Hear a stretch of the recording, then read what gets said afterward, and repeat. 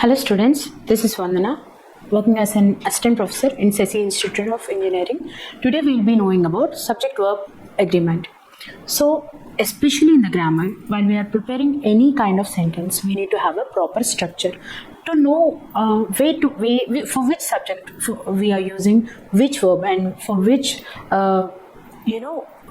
which parts of speech we are using, or else where we'll have to put a proper subject or else a proper verb to make a perfect sentence or a sensible sentence in the grammar is very important. To know or else to make such sentences, we'll have to know about subject verb agreement.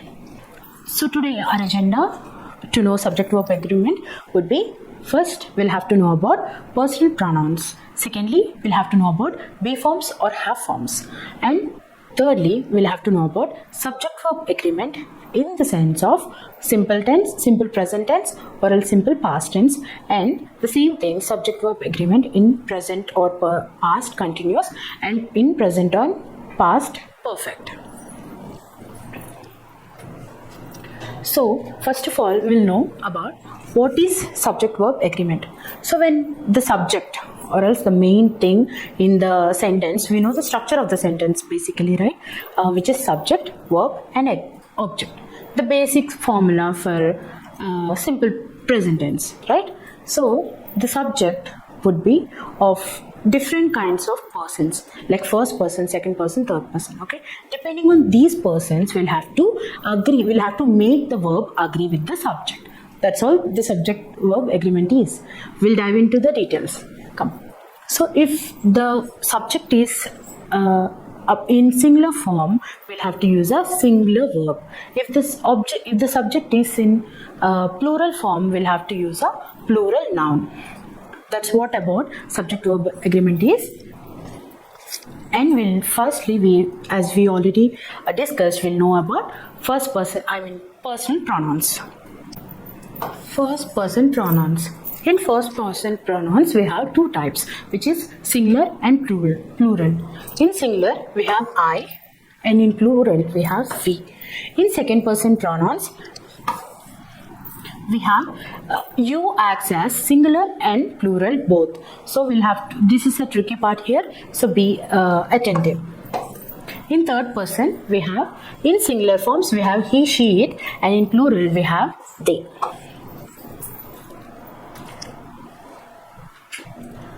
In the be forms, we have, if it is present tense, we are having am, are, and is. If it is past tense, we are having was or were. In have forms, we are having, if it is present tense, we are having has or have. In past tense, we are having had.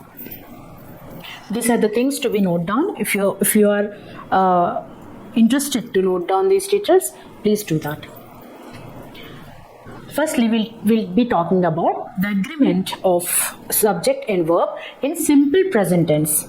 Okay, so either in simple present tense or else in continuous or else in perfect, I is very tricky, and I has a special place in all those things, because only for I we use am or else was or else have, even though it is in the singular form. Okay, so I is very important. Please do remember that.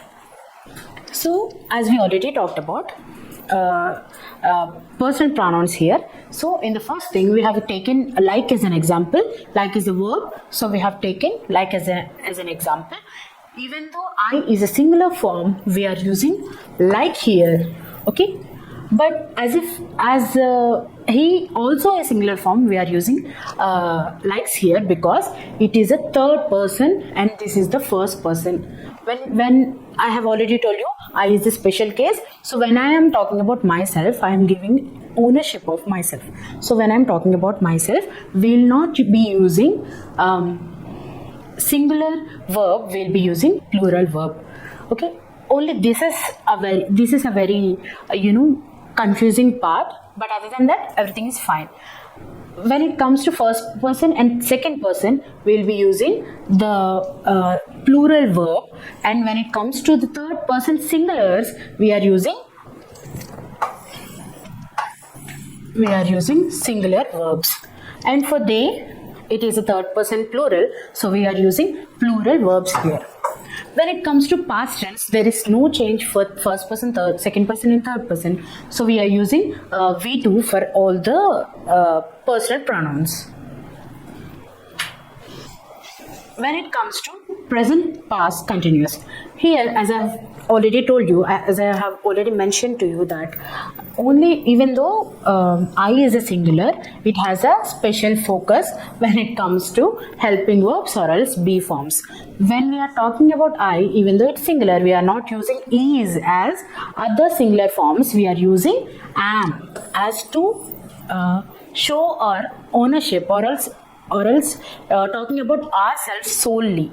When we are talking about ourselves solely, we are using am. And in the past continuous, in the past tense, we are using singular verb for I.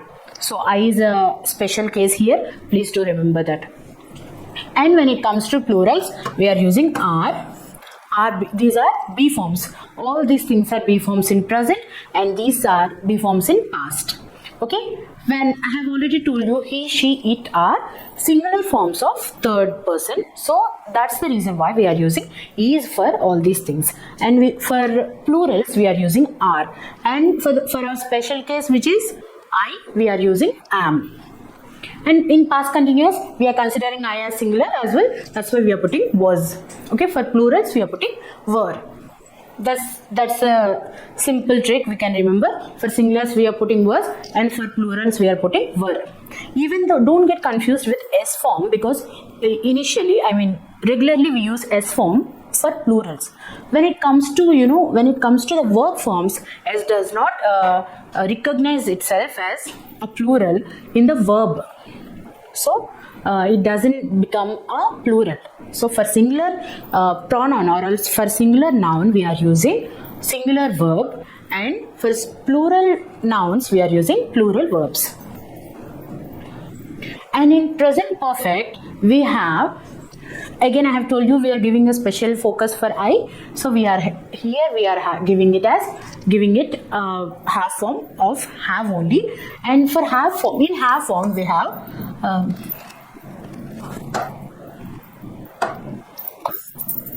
in half form, we have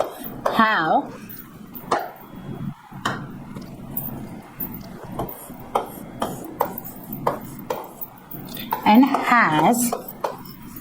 If it is past tense, we are using had. Okay, had for past tense. Have and has for present tense. So here, the basic rule, we are using have for plurals and has for singulars. Okay, so but I is a special case, we have given it have.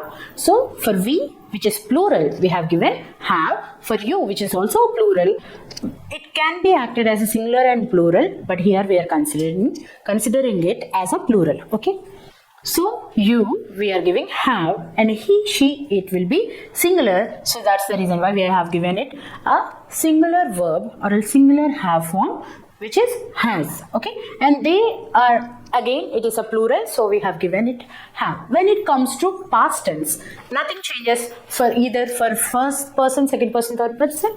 Any personal pronouns, we are using had solely.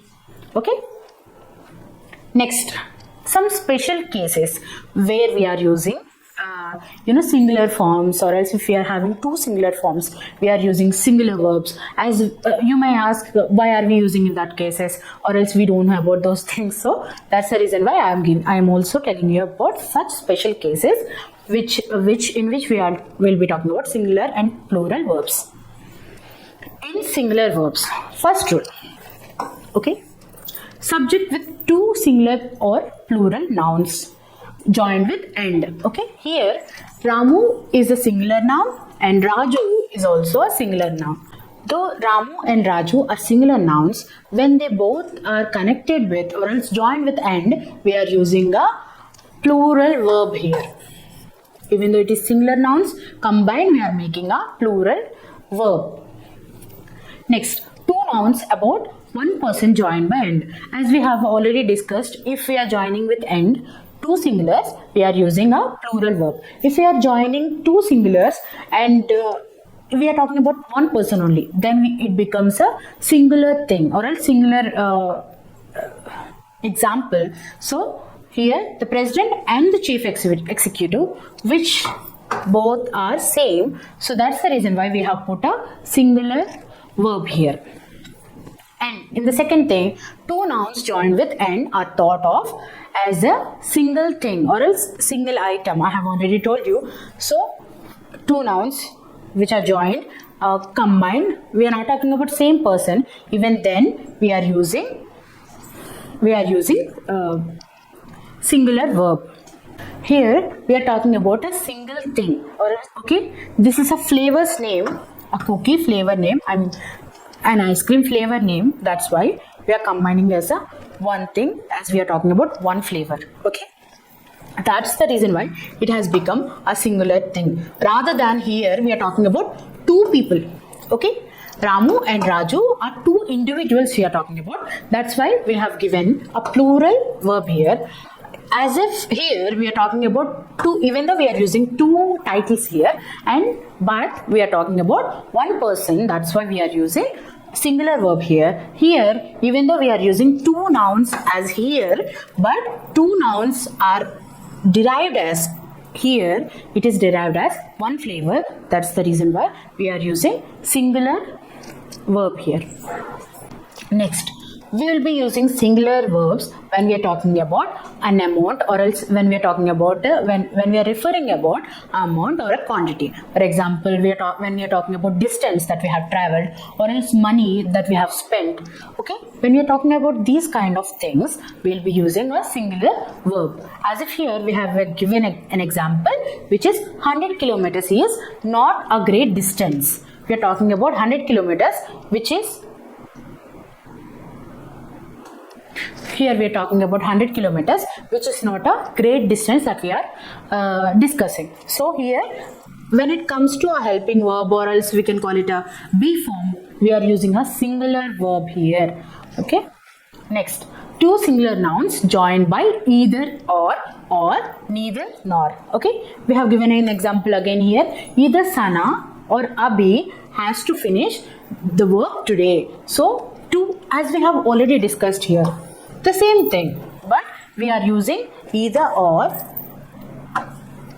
neither or. This is a special case in which we will be using our singular verb forms. Next, plural verb forms. Here, in plural verb forms, plural nouns that are connected with either or neither nor will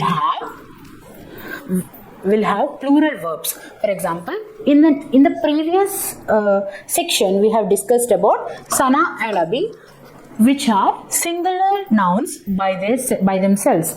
Okay, here in plural in this section, in plural verbs, my children or else their friends will become a plural form.